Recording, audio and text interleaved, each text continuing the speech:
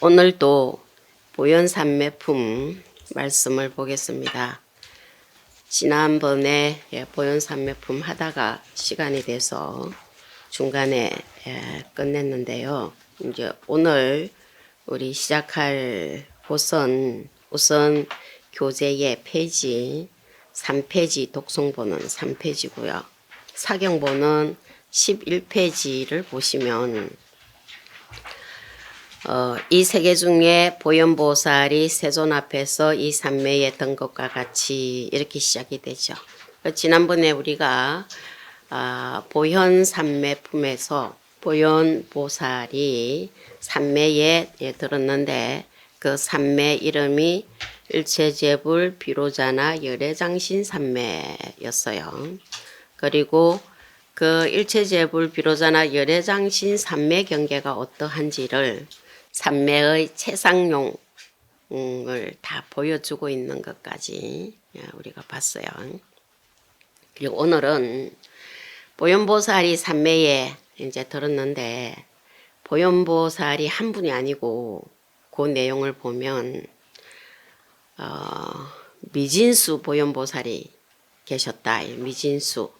지금 오음법계, 허공계, 시방 3세에 부처님 세계가 있는데 그 부처님 세계에 미진수 띠끌만치만은 그렇게 많은 부처님이 또 계시는데 그렇게 많은 부처님 앞에 보현보살이 그만큼 많은 몸으로 부처님 앞에 낱낱 부처님 앞에서 삼매에 들었다 이렇게 되죠. 그러니까 우리가 일적일체 이렇게 보통 얘기하죠. 그러니까 한 분이 아니고 한량없는 부처님 앞에서 한 보현보살이 아니고 한량없는 보현보살이 다 똑같이 삼매에 들었다 하고 이제 들어갔는데 그렇게 삼매에 드니까 그 모든 부처님께서 다 똑같은 음성으로 칭찬을 하시죠. 그래서 삼매에 든 보현보살에게 가피를 주세요. 이제 어떻게 가피를 주시느냐 하니까 신구의 삼륜으로 우리가 하는 일체 모든 행동은 신구의 삼업에 의해서 이루어지듯이 부처님께서 하시는 또 부처님께서 주시는 모든 가피도 몸으로 입으로 마음으로 가피를 주신다 이거죠. 그래서 첫 번째 먼저 칭찬을 하시는데 거의 다 선제선제라 이렇게 칭찬하시잖아. 그죠? 선제선제라. 이 선제선제 착할 선자는 이제 훌륭하고 훌륭하도다. 착하고 착하도다. 잘하고 잘하도다. 여러 의미를 담아서 선제선제라 그랬네요. 왜 선제선제라 칭찬하셨냐 하니까 일체제불 비로자나 열애장신 보살 삼매에 들었구나 이렇게 칭찬을 하셨어요. 그러면서 그 일체제불 비로자나 열애장신 삼매가 얼마나 들어가기 어려운 삼매며 그 삼매의 공덕이 얼마나 많은지를 그 다음에 쭉 이제 말씀해 주고 계시죠.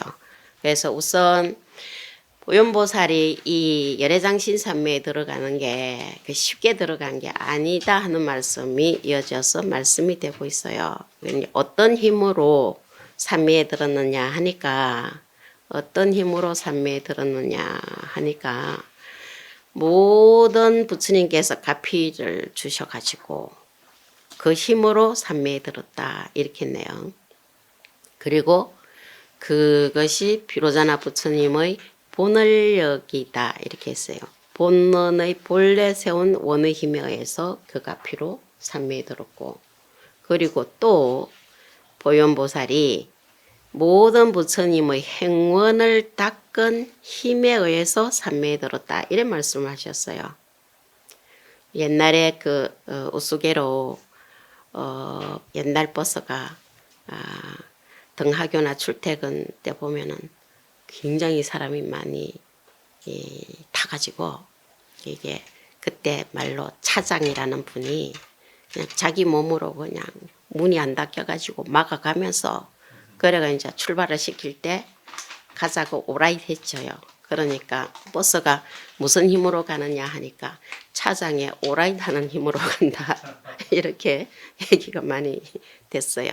그리고 여기 지금 보현보살이 무슨 힘이 있어가지고 이 열애장신산매에 들어갈 수 있었느냐 하니까 일체 모든 부처님께서 가피를 해주셨고 또 여기 화엄에 주불이신 비로자나 부처님이 옛날부터 부처님 되시기 전부터 세우셨던 원에 의했었고 그리고 부처님의 이 가피력뿐만 아니라 보현보살이 직접 그동안 수행해왔던 행월력에 의해서다 이거죠.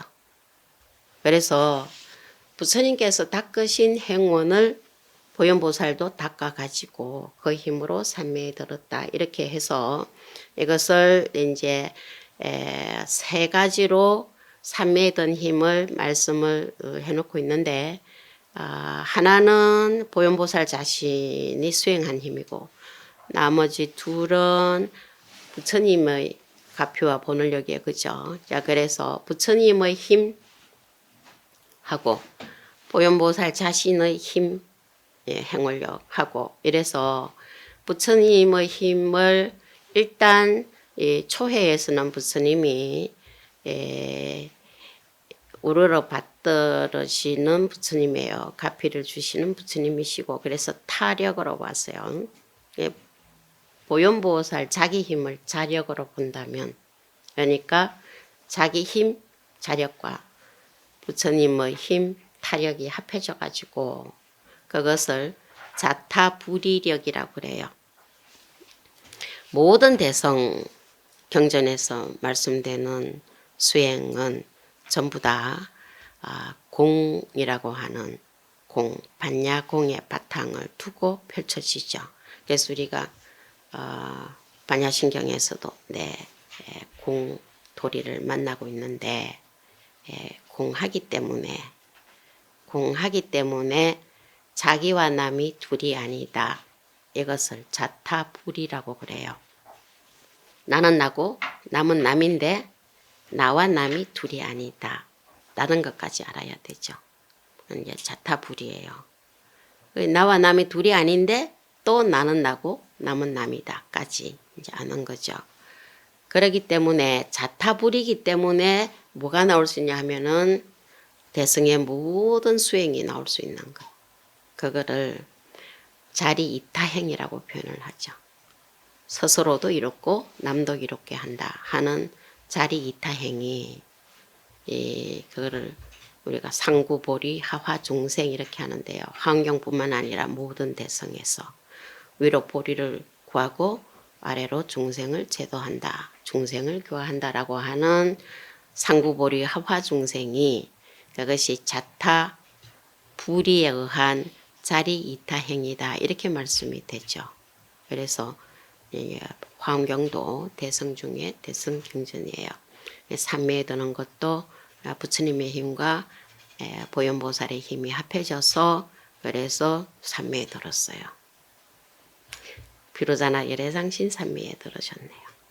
그러면 이러한 삼매의 힘이 얼마나 공덕이 이러한 삼매에 들어가면 그 들어간 삼매의 공덕이 얼마나 많으냐. 그것이 먼저 입으로 칭찬해 주시고 한 그 공덕이 얼마나 많으냐가 11가지로 말씀이 되고 있어요. 그 첫 번째가 총상으로 말씀되는 게 뭐라 그랬냐 하니까 모든 부처님의 법륜을 굴린다. 법륜을. 그러니까 이 보현보살이 삼매에 들었다 나와서 그 다음에 부처님의 강명설법 내용을 말을 통해서 설법을 앞으로 해줄 거죠. 그 내용이 그 다음에 이어지는 초회의 남은 세품이에요. 세계성취품, 화장세계품, 비로자나불품 그 내용을 설법을 해줄 거거든요. 그 법륜을 굴리기 때문에 이 삼매에 들어온 이 삼매의 공덕인데 그것이 부처님께서 칭찬해 주시고 가피를 주신 공덕이다. 이렇게 말씀이 되네요. 둘이 아니니까. 그래서 이것을 구가라고 얘기해요. 입으로 가피를 주신 거다. 이렇게 하죠. 그러면 부처님 법륜을 굴리니까 거기에 따르는 공덕이 또 많겠죠. 그걸 이제 별상이라 그래서 보통은 보면 10가지로 이어질 때에는 첫째가 총상이고 나머지 9이 별상이다. 구체적으로 어떻게 이게 공덕이 말씀되고 있느냐 이거거든요. 근데 11가지로 말씀이 될 때는 첫째가 총상이고 나머지가 별상이다. 총상별상을 처음 들어본 분은 안 계실 텐데 그래도 혹시나 예를 들면 집을 얘기할 때 예를 들어서 기와로 지붕이 된 집을 기와집 이러죠. 기와집이다 이렇게 말하면 총상으로 말하고 거기에 기와만 있는 게 아니라 기와, 대들보, 석가래 이거 다 있죠. 부분적으로. 그것이 이제 별상이라는 거예요. 그러니까 그 부분들이 모여서 총상을 이루는 거기도 하고 총상의 덕이 부분적으로 말이 되기도 하고 그래서 그렇게 말씀이 돼요. 또 어떤 경우에는 앞에서 말한 9가지 내지 10가지가 다 별상이고 맨 마지막에 총상으로 말씀이 되는 경우도 있어요. 예를 들면 보살행에 대해서 쭉 얘기해 놓고 그 모든 것을 보현보살행으로 묶어서 말할 때는 보현보살행이 총상으로 말씀이 되기도 해요. 그 무슨 말씀이냐면은 이만큼 많다 소리예요. 한량없이 많다. 그런데 이 모든 것이 하나로 말했을 때 법륜을 굴리기 때문에 전법륜 그러니까 설법이잖아. 그죠? 그래서 설법의 공덕이 굉장히 크게 칭찬이 되고 있어요. 그래서 이 부분을 yon 지금 80권 함경인데 60권 함경을 가지고 쭉 해설을 해주신 분 중에 이제 우리나라 의상스님의 서성이셨던 지엄스님 그리고 함께 그 지상사에서 공부했던 현수법장 스님 이런 분은 60금 가지고 주석을 했어요. 물론 의상스님이 읊으신 대방강물 환경세계를 법성계로 읊어낸 그것도 60근 환경에 의거를 한 거죠. 이제 약간의 이제 품수나 권수의 차이는 있지만 전체적인 내용은 다 담고 있는 건데, 근데 거기에 지엄스님의 수형기에 보면 이 부처님의 가피 중에 제일 먼저 나왔던 구가 입으로 가피 주신 거 그거의 특징을 뭐라고 했냐니까 변제를 얻게 해줬다 이렇게 표현을 해요. 변제. 자 법문을 하고 전법륜을 하려면 변제가 갖춰져야 된다는 거 아니야, 그죠? 변제. 그래서 수행계위에서도 이 4가지 걸림없는 변제. 이 변제가 말만 잘하는 거 아니에요. 지혜가 있어서 함께 말이 잘해지는 거예요. 근데 이거는 지혜가 함께 하기 때문에 변제는요.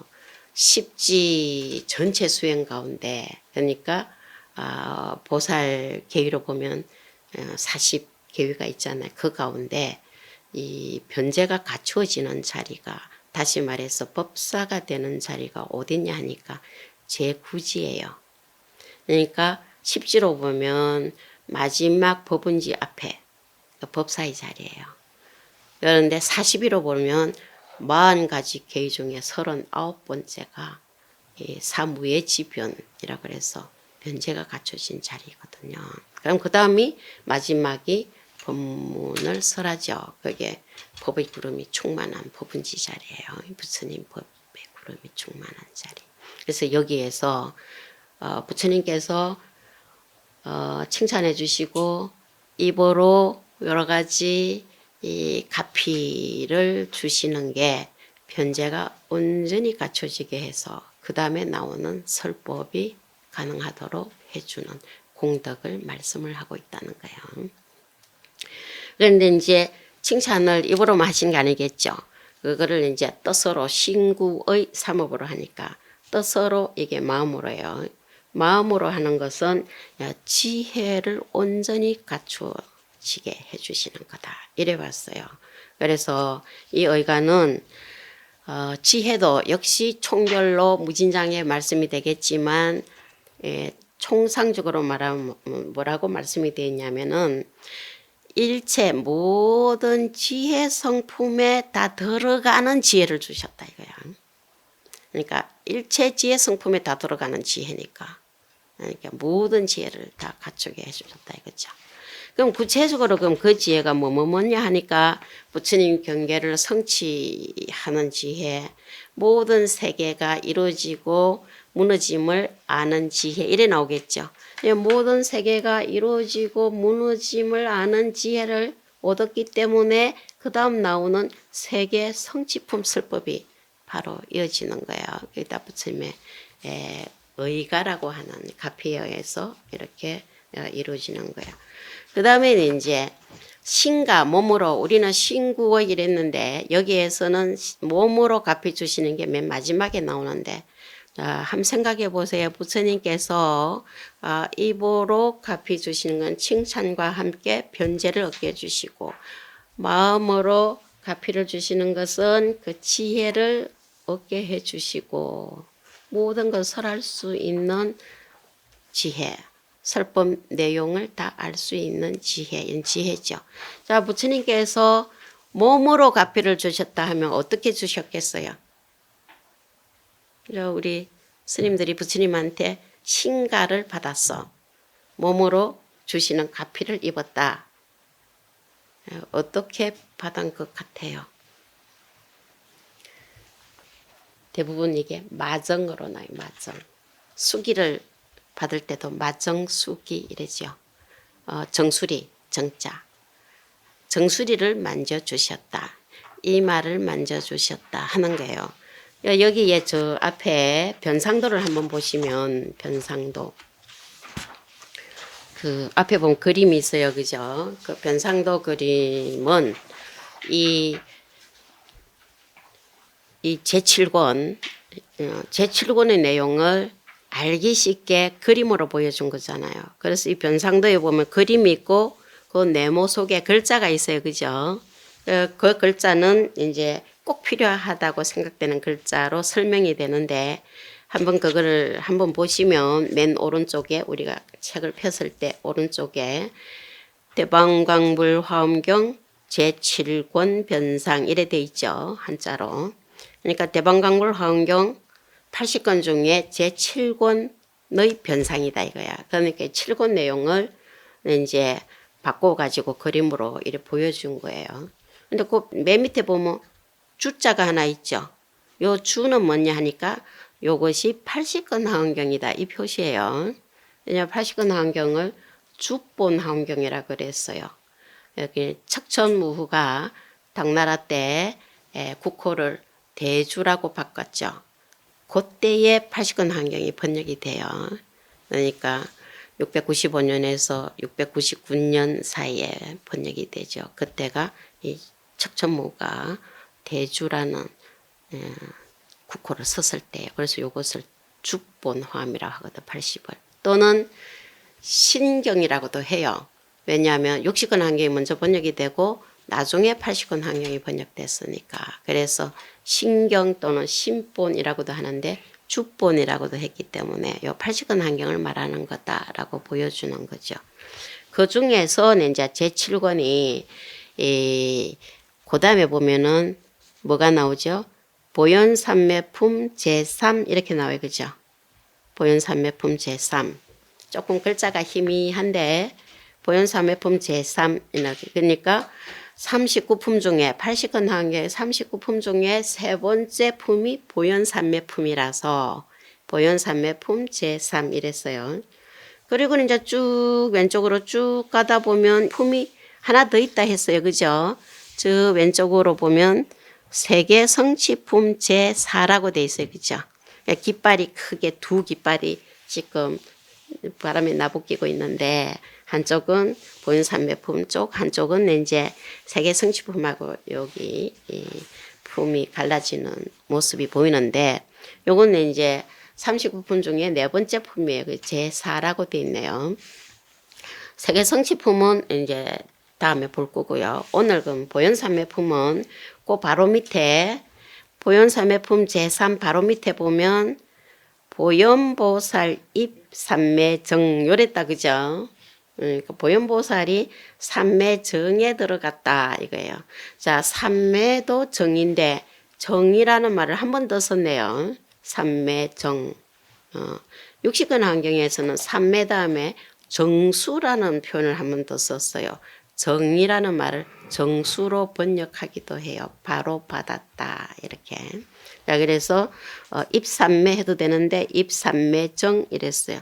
입정 이래만 해도 되는데 입삼매정이래. 그러니까 삼매가 정으로 번역되는 거구나라는 걸 알 수 있는 거죠. 그래서 입삼매정 보현보살이 삼매 이렇게 들은 내용이에요. 그 부처님 바로 옆에 보살 한 분 계시는 분이 보현보살이겠어요. 그 다음에 그러면 요 보현보살이 삼매에 들었다고 하는 보현삼매품에 그 말고 또 어떤 글자가 거기 보여요? 그 바로는 이제 그 우쪽에 보현삼매품 제3 바로 옆에 뭐라고 했어요? 시방 제불 마정 이랬다 그죠? 시방의 모든 부처님께서 마정을 하셔서 요거를 그림에서는 잘 보이기 어렵지만 마정을 해주셨다고 글로 아예 거기다가 표현을 해놨다 그죠? 그러니까 시방의 모든 부처님께서 이마를 만져주셨다. 정수리를 만져주셨다 하는 마정이 신가예요. 몸으로 가피를 주신 거다 이거죠. 자, 말로 칭찬을 해주시고 마음으로 지혜를 주셨다 하는 건 요 표현하기 좀 어려운데 이게 몸으로 가피를 주신 거는 이마를 만져주셨다. 요거다 그죠? 뿐만 아니라 모든 삶에 있어서 이 마정의 부분은 이 아까 지엄스님이 수연께서 뭐라고 하셨다 하니까 무예를 주셨다 이 표현을 해요. 무예. 두려움이 없다고. 두려움이 없어요. 그 부처님도 사무소외라 그래가지고 무예 두려움이 없으신 분이에요. 그래서 뭐냐 사자와 같이 이런 표현도 하잖아, 그죠? 그래서 이 마정에서 두려움 없고 좋죠. 그냥 그 편안하고 이러한 가피를 입으신 걸로 말씀이 됐네요.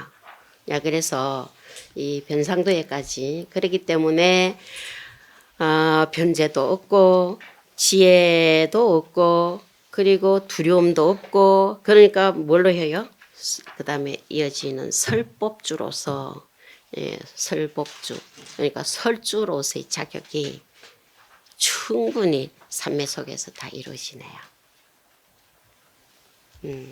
그러니까 보현보살 한 분이 아니라 모든 보현보살이 다 삼매에 들었다 했죠. 그 모든 보현보살도 다 똑같이 이러한 삼매의 가피를 입어서 공덕을 성취하는 내용이 나오고 있네요. 열애장신 삼매가 뭐 그래 어렵기에 이렇게 대단하게 말씀을 했을까? 열애장신 삼매의 공덕이 얼마나 크길래 이렇게 말씀하셨을까?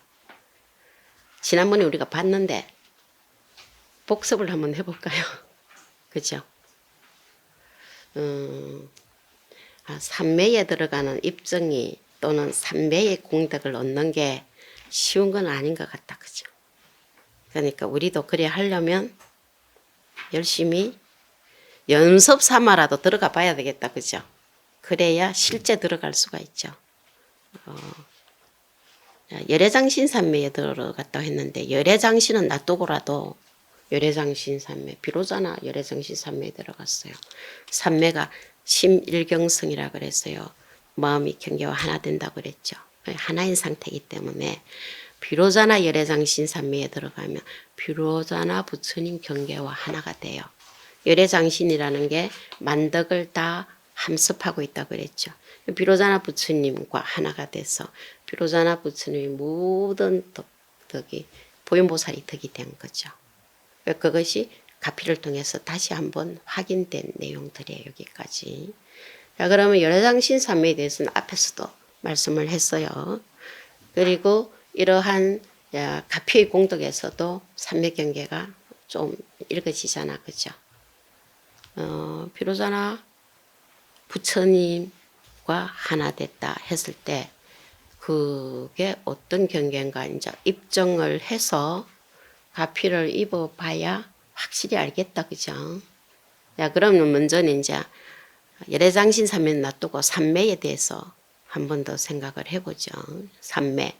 여기도 뭐라 그러냐면 입삼매정 이런 게 있으니까. 그 다음 여기 변상도 본김에 맞아 보면 그 보현삼매품 그림에 또 글자가 하나 더 있어요. 그죠? 뭐라고 했죠? 대중동청이랬어요. 대중들이 똑같이 한 가지로 청법을 했어요. 그래서 그건 뒤에 개송해서 나오게 될 건데 어쨌든 요게 삼매의 힘에 의해서 이루어지는 거니까. 근데 삼매라 얘기할 때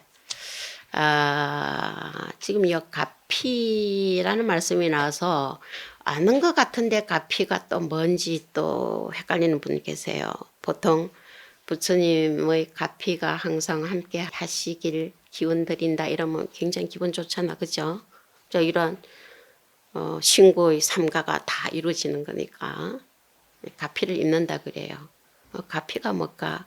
근데 가피라는 말을 또 뭐하고도 쓰느냐 하니까 가호라고도 하죠. 또 두호 하신다고도 표현을 해요. 그런가 하면은 가지라는 말도 써요. 부처님의 가지력 함께 한다 할 때.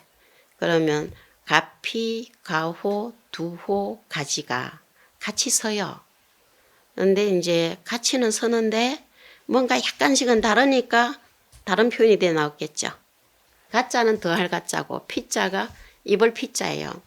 그런데 이제 제가 신구의 삼업으로 가피를 입었다고 표현을 했는데 이 경문에 보면 가피라고 표현은 안 했어요. 뭐라고 해주냐 하니까 일체제어불이 공가의여라는 표현을 써요. 한 가지로 그대에게 가하셨다라고 표현을 해놨어요. 더할 가짜. 그러니까 이 더할 가짜니까 가를 가피, 가호, 가지 이렇게 우리가 이해를 하는 거예요.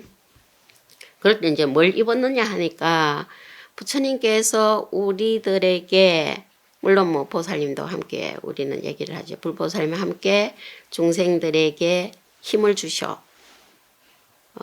부처님이 가지신 힘을 우리에게 주시는 거죠. 그러니까 자비를 베풀어 가지고 자비로 우리들을 보호해 주소서. 요래 말할 때는 가호라고 얘기해요. 보호하고 도와주소서 이렇게 할 때. 두호는 막을 두자죠. 나쁜 거는 다 막아버리고 우리를 보호해. 나쁜 데서부터 그것을 막아서 보호해 주십사라는 표현을 쓰는데 거기다 가질 지자 지를 쓰면 가지력, 가피력 그렇게는 하는데 부처님께서 우리에게 자비를 베푸셔 가지고 부처님의 힘을 우리에게 다 주셔 가지고 부처님과 하나 되게 해 주소서 할 때 가지라는 표현을 써요. 하나 되게 해 주시는 힘, 가지력이죠. 그러니까 삼매에 들면 가지가 될 수밖에 없겠죠. 삼매가 하나 되는 거니까. 그러면 자 삼매 사마디를 정리라고 번역을 했고 바로 받는다고 정수라고도 했고 여러 가지 번역으로 해요. 이 사마디를. 그런데 요 정리라고 선정하는 정리라고 했죠. 그래서 삼매를 보통 사정으로 대표해서 말을 해요. 사선으로 사선정으로 사정이라면은 이제 무색계정을 보통 얘기하니까 색계사선 이것이 삼매를 얘기할 때에 대표로 표현을 하죠. 자, 우리는 모든 세계를 욕계, 색계, 무색계 이렇게 해요. 우리 중생들이 사는 곳은 욕망세계니까 욕계죠. 욕계인데 하늘 천상계로 올라가면 천상계가 욕계뿐만 아니라 색계 무색계도 있어서 사선팔정으로 얘기는 해요. 게다가 부처님은 이제 멸진정에 드셨다 이래서 구차제정으로 얘기를 하지만, 그런데 그 중에서 제4선에서 부처님께서 성도하시고 제4선에서 부처님께서 인멸하시고 이렇게 제4선 사렴청정지 그거를 굉장히 강조를 했는데, 우리는 인간이니까 육도 중에 제 5번째에 인간계의 몸이기는 해요. 그런데 우리가 어디까지 들어갈 수 있느냐 하니까 선정에 들어갈 수 있죠. 그러면 색계정에 들어갈 수가 있어요. 욕망에서 벗어나면. 그러니까 요 삼매는 욕망이 있으면 삼매 안 돼요. 그렇기 때문에 제일 먼저 제가 이 사선에 대해서는 지난번에 말씀을 드렸기 때문에 자세히 안 하는데요. 이 첫 선정의 색계사선의 초선을 뭐라고 얘기하죠? 초선의 경계를 간단히 말하면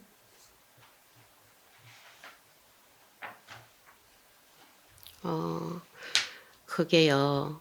화엄경에도 많이 나오거든요. 삼매가 정인데 정하면 색계사선을 대표로 얘기를 하는데 제일 먼저 정에 들어가려면 준비가 뭐가 돼야 되겠냐? 욕망이 있으면 안 된다 그랬죠. 그러니까 욕망을 여야 선정의 즐거움을 누릴 수 있다. 이래서 뭐라고 표현해요?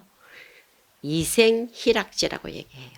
여임으로써 기쁨과 즐거움을 얻는 자리예요. 선정의 즐거움이 있잖아. 그죠? 선정에 하면은 희락이 있어요. 초선은. 제4선은 다 없어진 자리, 그것도. 그런데 그거는 뭐가 조건이냐 하면 리욕이에요. 이욕. 욕망이 있으면은 거기에 번뇌망상 때문에 삼매에 들 수가 없네요. 자, 그러면 이 피로자나 부처님 일체 부처님과 하나 되면은 더더구나 욕망이 있으면 안 되겠죠, 그죠? 부처님은 욕망이 있으신 분이 아니니까. 그러니까 일단 깨끗하게 해서 하나 될 수 안 있겠어요. 그게 뭐냐면 욕망을 다 버려야죠. 이제 번뇌, 망상, 욕망 이런 거가 뭔가 모르는 분 안 계시겠죠. 뭐 다양해서 일일이 말은 못해도 뭉뚱그려서 뭘까 태강은 하겠죠. 보통은 뭐 오용락으로도 얘기하고 다 하는. 그러니까 우리 세속에서 세간에서 누리고자 하는 것들이 대부분 이게 욕망 충족이니까. 그러니까 즐겁다 즐거움이라 해도 선정의 즐거움하고는 또 다르겠죠. 이제 그거부터 생각이 끊어져야 들어올 수 있는 거예요. 그러니까 쉬운 게 아니겠죠. 오온이 공해지면은 오온이 공해지는 게 아니라 오온은 본래 공해요. 근데 공하다는 걸 이제 알아야 되는 거지. 그게 반야 지혜가 있어야 돼. 오온이 공한 줄 알면 오온이 공한데 그게 뭐냐? 오온으로 이루어진 나도 공한데 내게 뭐가 있으며 내게 없으면 거기 욕심 부릴 게 뭐가 있겠어요. 그러니까 다 벗어나는 거죠. 그래서 그렇게 색적시공, 공적시색, 수상행시, 역부여시라고 자꾸 하는 거예요. 그러다 반야지혜가 현존하니까. 그런데 선정에 의해서 지혜가 드러난다고 했는데 오온이 공한 줄을 알게 되면 바로 지혜가 반야바람이 현존이니까 해탈로 바로 가는 거예요. 보통 우리가 예불할 때 삼학을 얘기하잖아, 그죠?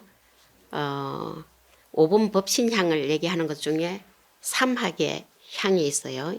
개향, 정향, 해향 이래 그죠. 개정의 삼학을 향을 올리면서 개의 향이고 정의 향이고 지혜, 계율례가 흔히 얘기하는 그 중에 스스로 지키는 게 개인데 개의 향이고 선정, 정의 향이고 지혜, 해의 향이다. 이래서 개향, 정향, 해향이래요. 그럼 이 개정의 사막에 의해서 뭐 해탈을 하게 돼. 여기 해탈의 향이야. 해탈하면 생기는 지견이 해탈지견이에요. 그래서 해탈지견향이죠. 그거를 오분법신향이라고 그러잖아, 그죠? 5가지로 법신을 향으로 연결해서 말씀한 거예요. 우리가 계속 여행할 때마다 개향, 정향부터 하잖아. 해향, 사막으로 다 이루어진다고 보면 거기에 정향이죠. 그래서 개성의 사막을 어디에다 비유했냐면은 개는 그릇에 비유를 했어요. 그러니까 개의 그릇. 거기에 개의 그릇이 온전해야, 그죠? 그릇이 깨지면 물이 안 담아져요, 그죠? 그래야 선정의 물이 고이고, 선정의 물이 고요해야, 물은 있는데 물이 출렁거리면 지혜의 달이 안 나타난다고, 그죠? 그게 온전히 나타나지 않는다 해서 선정의 물이 고요하면 지혜의 달이 나타난다 이래서 개의 그릇이 온전해야 정의 물이 고이고 정의 물이 고요하면 지혜의 달이 나타난다 이랬네요. 청강유수 청강물이라 그래가지고 1000개의 강에 흐르는 물이 있으면 1000개의 달이 비친다. 마찬가지 그거를 부처님 엉하신으로 표현도 했죠. 그러니까 보통 삼매 정 이러면 고요한 거, 선정은 그 지혜는 다른 거 이래 표현하는데, 자 선정의 고요한 물에 지혜의 달이 나타나면 그때의 고요한 물은 지혜의 달을 담고 있는 물이에요, 그죠? 그럼 뭐겠어요? 선정과 지혜가 분리되는 게 아니에요.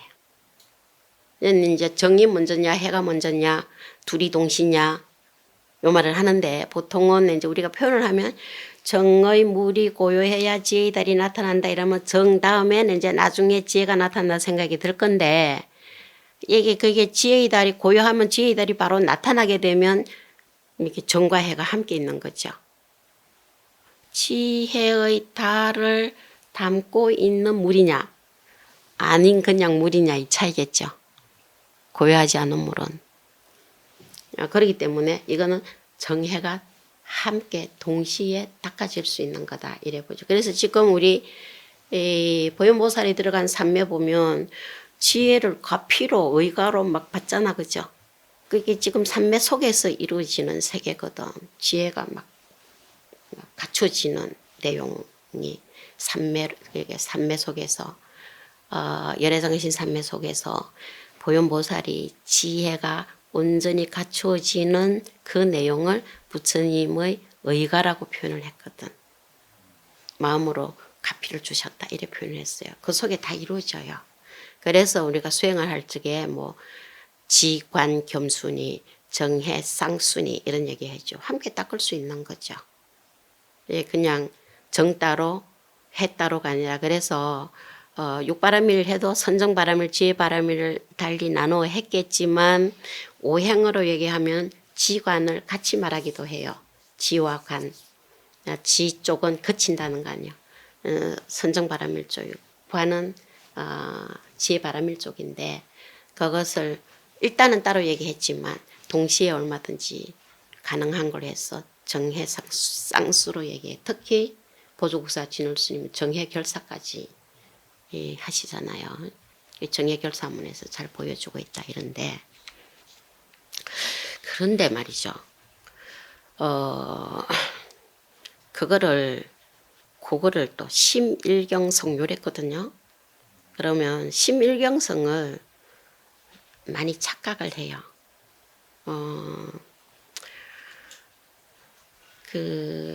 요즘 흔히 멍 때리는 거 많이 하죠. 멍 때리는 거가 사마타, 지관할 적에 선정, 지는 선정으로 보통 따로 분리할 때는 선정해서 지 그친다고 해요. 모든 번뇌 망상이 다 사라지는. 그런데 멍 때리는 게 사마타하고 같다 이렇게 말을 하기도 하는데, 이 멍 때리는 게 두 개로 나눌 수 있죠. 하나는 혼이 나간 상태. 혼이 나간 상태는 그거는 사띠라고 하는 마음 챙김도 안 되는 거예요.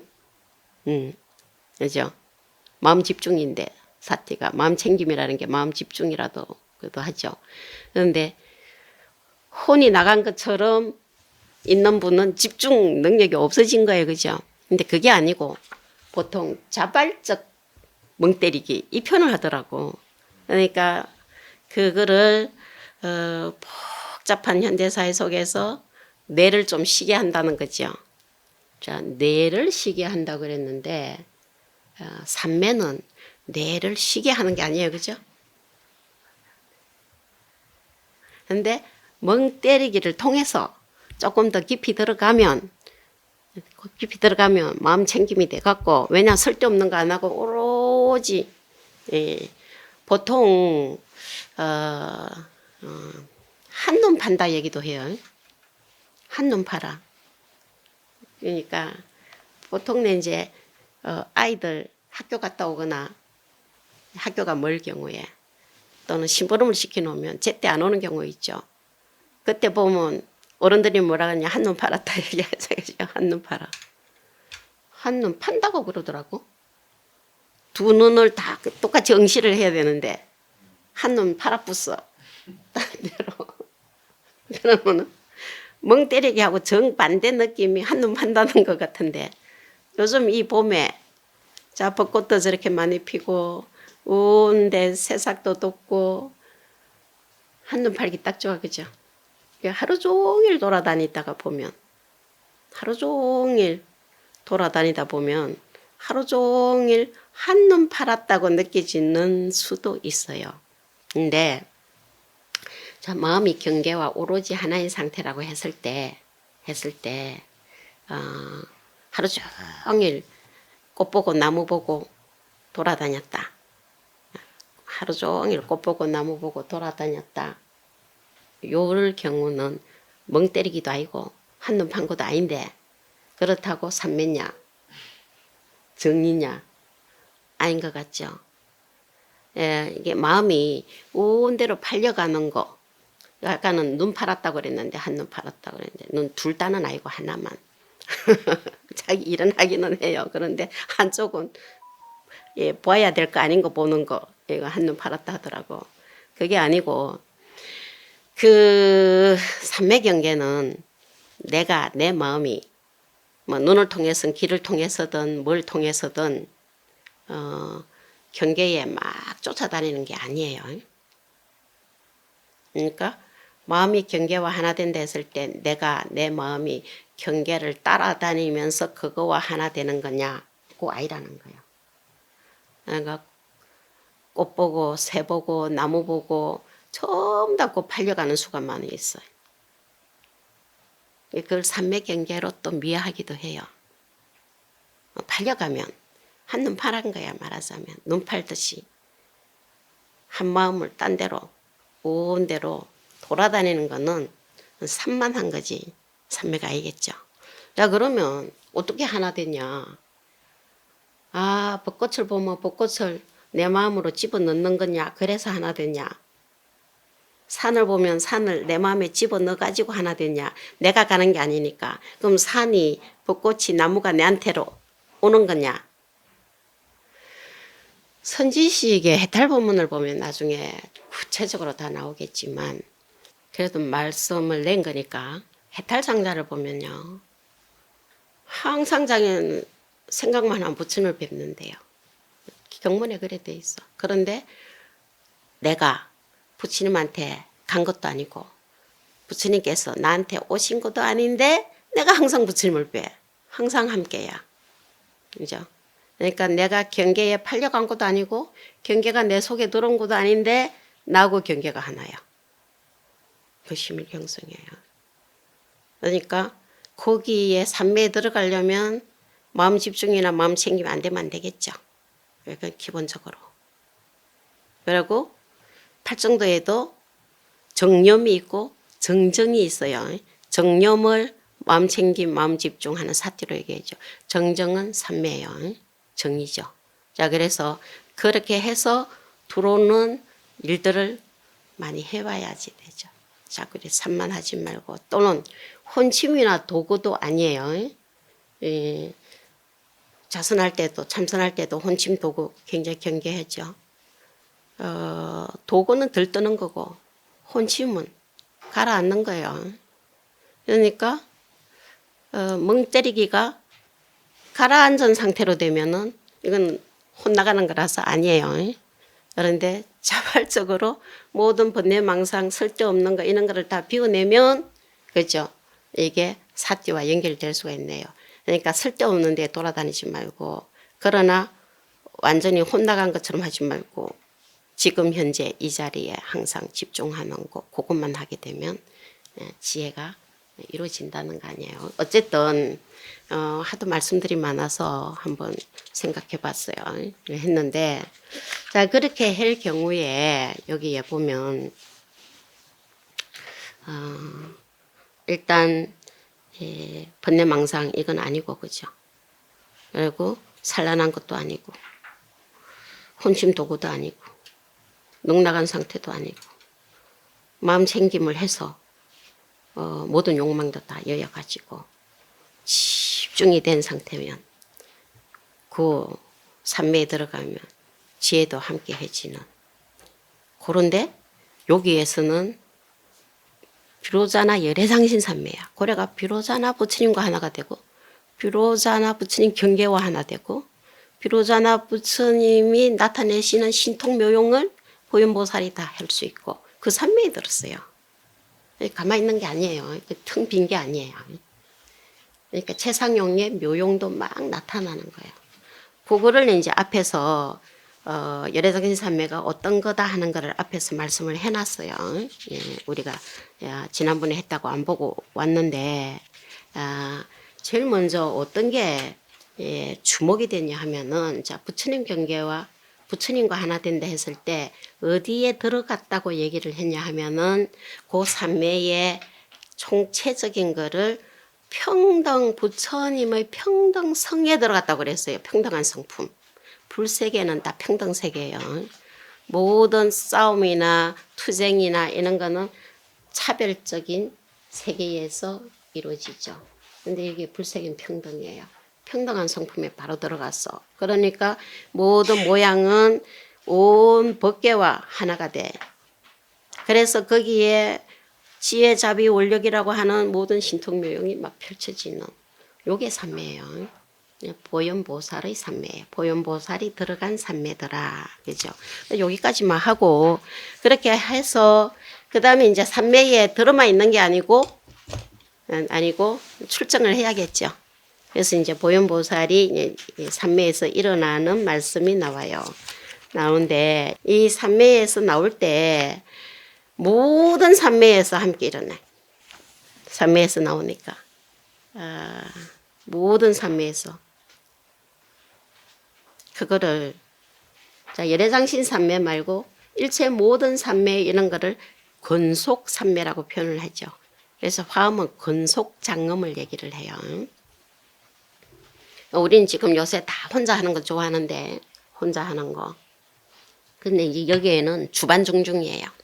내가 주일 때 주변의 모든 경계는 반이 돼가지고 무지무진하게 항상 같이 이루어지고 같이 생성되는. 그래서 이 주반중중의 경계를 삼매에서 일어날 때 다 일어나는 걸로 말씀이 돼요. 요 어마어마하게 엄청나게 대단하고 좋은 경계가 많기 때문에 일일이 다 말씀 안 하고 넘어는 가는데요. 한번 유심히 보실 필요가 있겠죠. 그 삼매에서 다 일어나니까 이제 어떻게 했어요? 입정 전하고 입정해서 출정한 후하고가 변한 거는 없는데 약간 변화가 또 있겠죠. 그래서 상스러운 형상들이 막 나타나요. 뭐 땅이 흔들거린다든지 뭐 갖가지 그 보배로 된 구름이 막 비 내리듯이 한다든지 이런 게 나올 거 아니에요. 그건 상서가 보이고 나니까 이제 개송 부분이 나오는데요. 이 똑성보는 지금 15페이지고 사경보는 19페이지에 보시면 구름인데 구름이 다 많이 보배로 된 구름이 막 비 내리듯이 해요. 주변이 요즘 보면은 꽃 탁비에 대해서는 실감을 좀 할 거예요. 그죠? 바람 불면 막 꽃비 내리는 꽃잎이 막 떨어지는.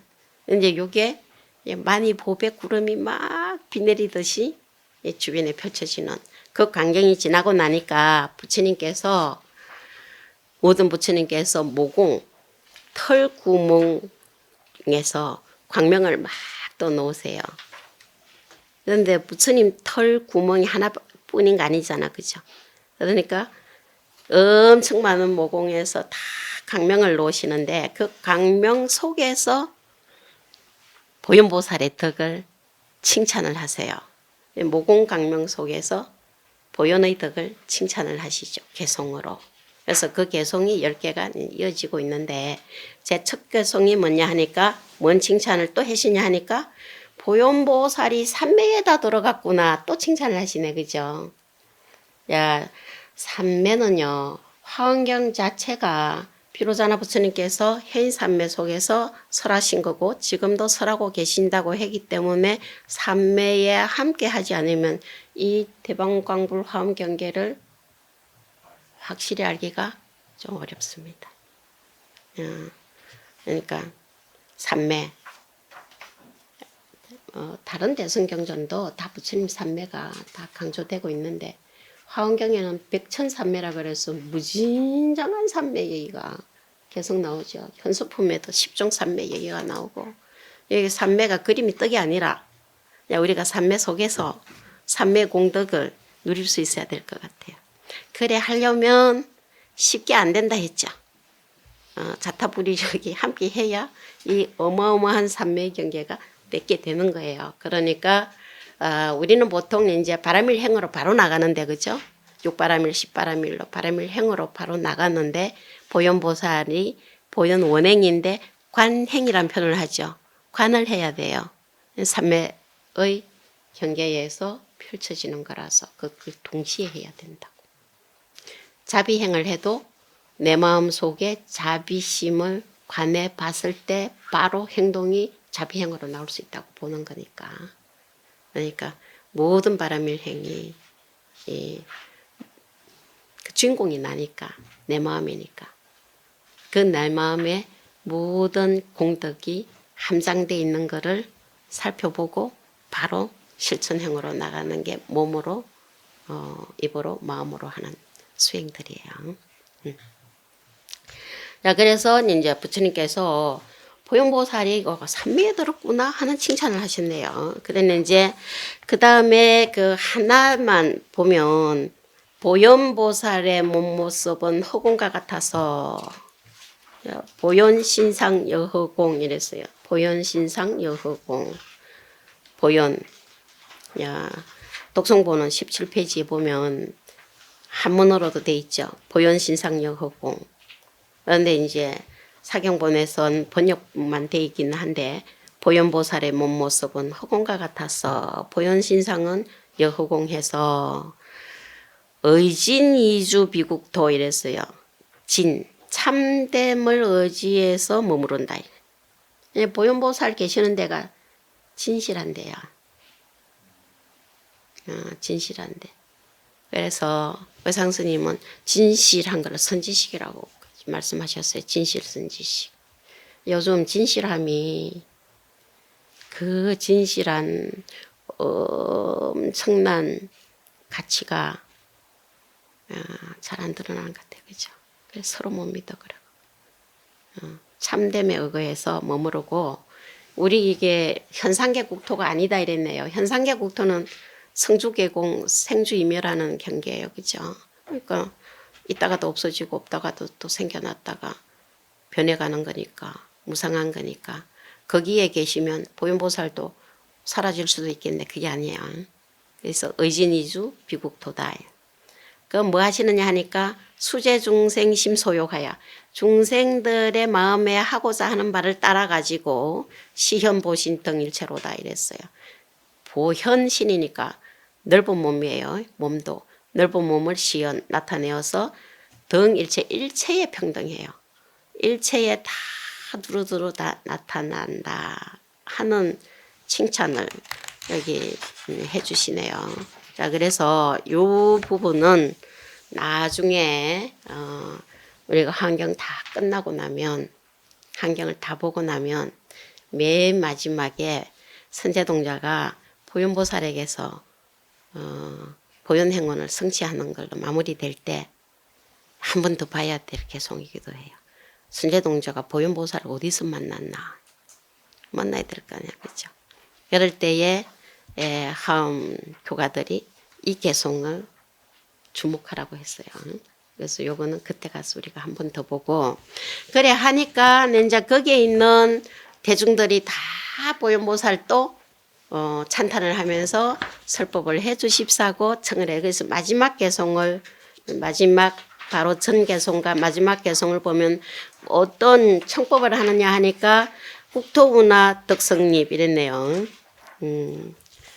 국토는 어떻게 성립되었느냐. 그죠? 그러니까 세계 성취 얘기가 나오겠죠. 자, 이 마지막 개송이 사경본에서는 40페이지, 41페이지 한번 보시면 국토는 어떻게 성립되었으며 부처님은 어떻게 출현하시고 또 중생바다도 다 말씀을 해주소서 이거 아니에요. 그래서 지금 여기에 모든 대중들이 공경하는 마음으로 보현보살이 법륜을 굴려주기를 청한다 이거죠. 그렇게 해서 뭐하냐 하니까 모든 부처님께서도 다 기뻐하게 해 주십시오 하는 걸로 보현삼매품이 끝납니다. 그래서 오늘 여기까지 일단 마치도록 하겠습니다.